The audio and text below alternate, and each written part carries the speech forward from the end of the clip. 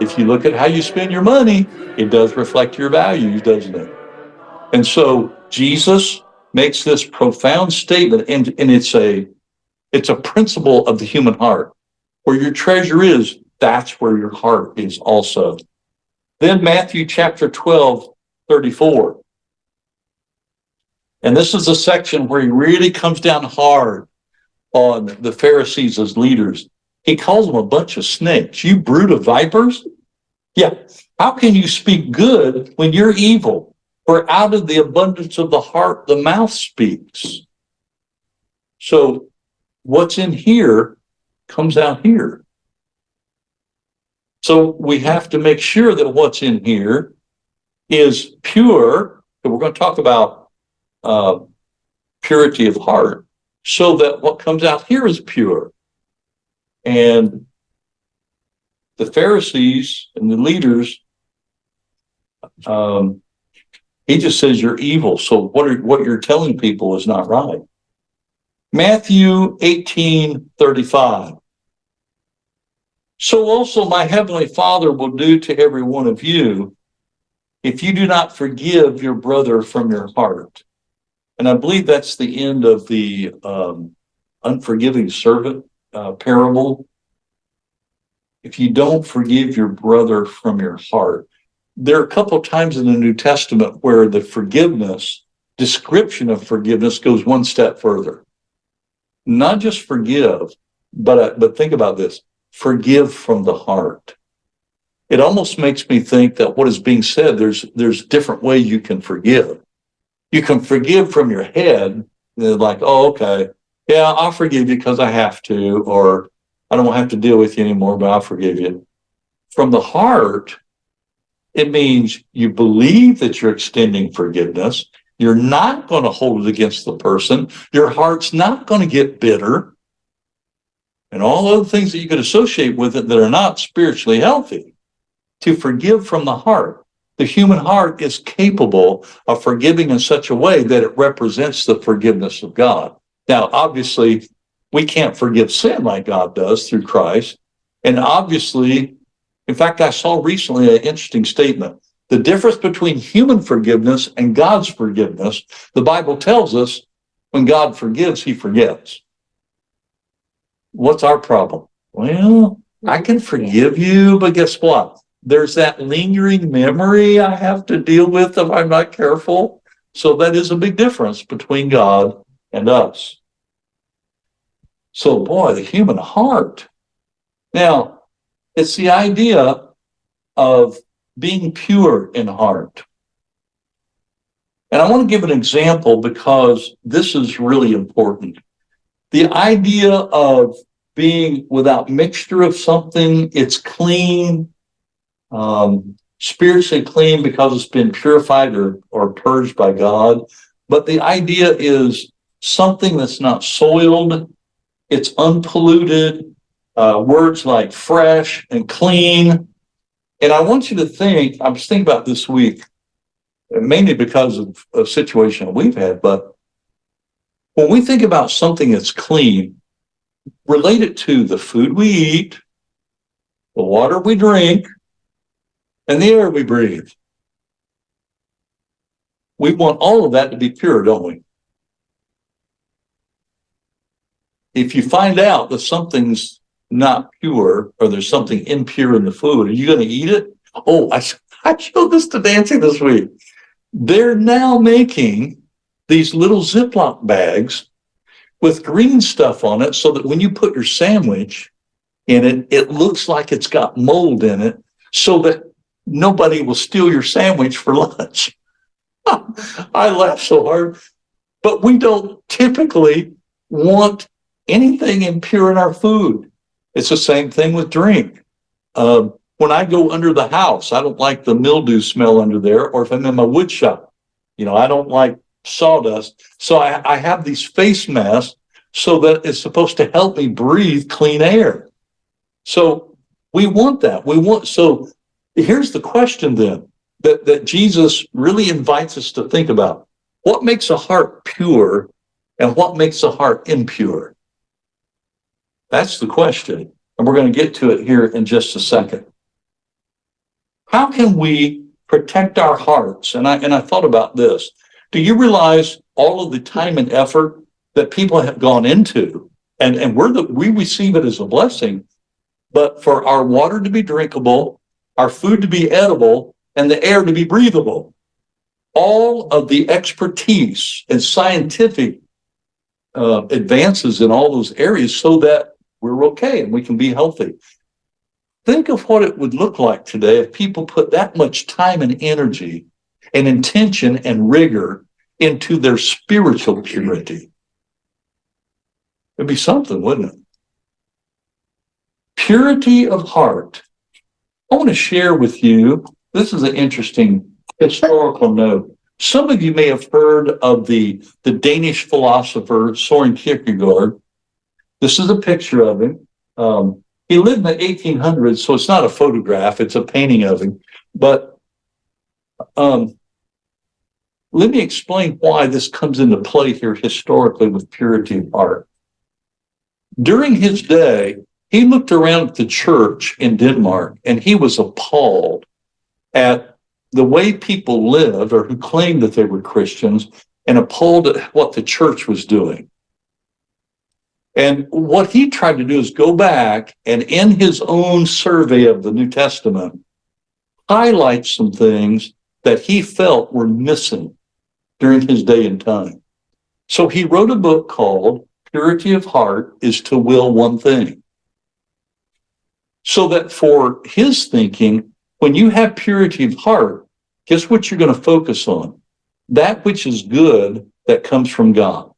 He said, when I look around at my society, I don't see it in the marketplace and I don't see it in the church. People are not focused on that one thing being the good that comes from God. He said, I just don't see it. He got a lot of persecution for stuff he published because he was sort of like John the Baptist crying in the wilderness or speaking to the elephant in the room that nobody wanted to talk about. And so he was almost like a social critic of his day, coming from the Christian perspective, and he said, I don't see purity of heart. Everywhere I look, it's the opposite. And he was appalled. So he almost had this prophetic voice in his day and time. And if you read through some of his works, you think, man, sounds like he's living in our town right now. He's seeing stuff go on in his day 200 years ago. It's going on in our culture today.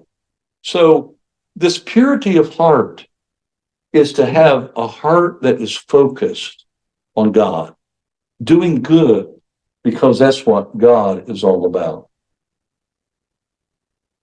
So what does it mean to see God?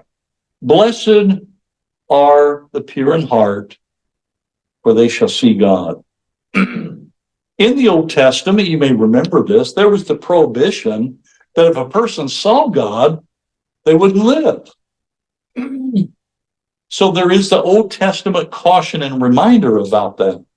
So why would Jesus use this language that may have startled his original audience coming from that Jewish background?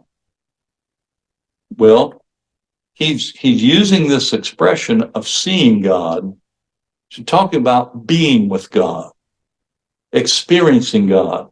And it looks like that the way he's saying it, there's both a present opportunity and a future promise. The Pharisees, remember I said earlier, had taken upon themselves to be the gatekeepers for God's people. And in order to really experience God, the average person had to do everything the Pharisees and the Sadducees said. Jesus comes along and says, no, there's a different way of seeing God. You guys have it all wrong. And as he is saying that and challenging it, it was the opposite of the Pharisees. They viewed the reign of God almost as if it were now, and they were in control of trying to make it happen.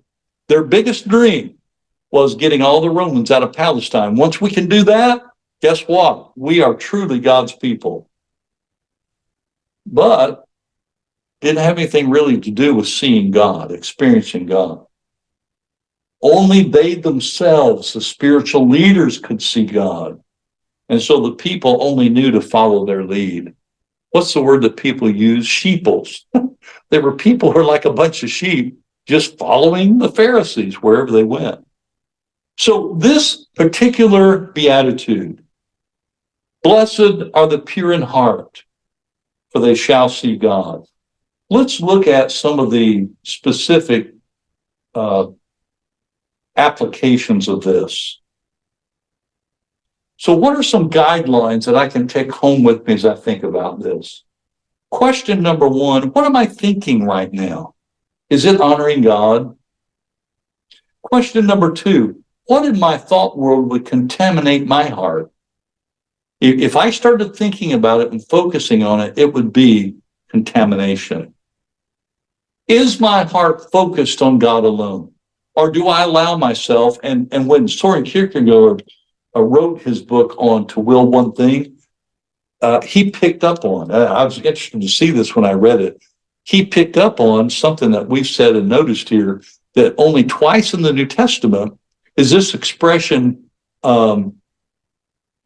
double-mindedness. It's used twice in the book of James, and that's it. What he concluded was that too many people who call themselves Christians were double-minded. So that's why this question number three, is my heart focused on God alone, or is it kind of double-minded? Am I sitting on the fence on things I shouldn't be? Now, I wanted to look at the songbook just a second, because I noticed this idea comes up of purity of heart in a unique way. If you have your songbook, turn to number 390 real quick. And this is just for your own information, but when you sing it, this is what we're singing. The song Nailed to the Cross. Look at verse 2, talking about Jesus.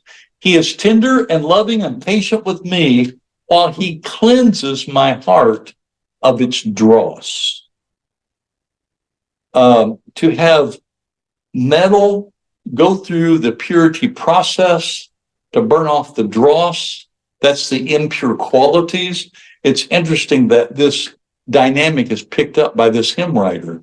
He cleanses my heart of its dross. That is the purity process. We're asking God to cleanse our heart. Look at number 676. And the title of this song, I'm Coming to the Cross. This is verse 1. I'm coming to the cross. I am poor and weak and blind. I'm counting all but dross. So all of those things in my heart that are impure, that I used to hang on to, when I come to the cross, got to get rid of those. Got to let the power of the cross destroy all of that. I just wanted you to be aware that in our hymn, there is the recognition. And so that raises the question for me, is there dross in my heart that the Lord needs to deal with? Is there something impure in there that I need to be aware of? Number 5, don't let my heart build up with anger. An impure heart is one that is filled with anger and can't release that and process it in a healthy way.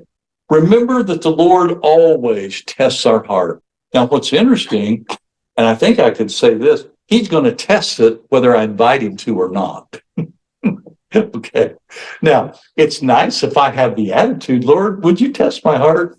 But the Lord's going to test it anyway, whether I want him to or not. Number 7, our heart should always be filled with thanksgiving. That's one of the things that fills our hearts.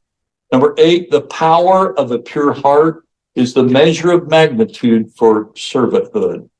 If I have a pure heart, what I want to do is to serve.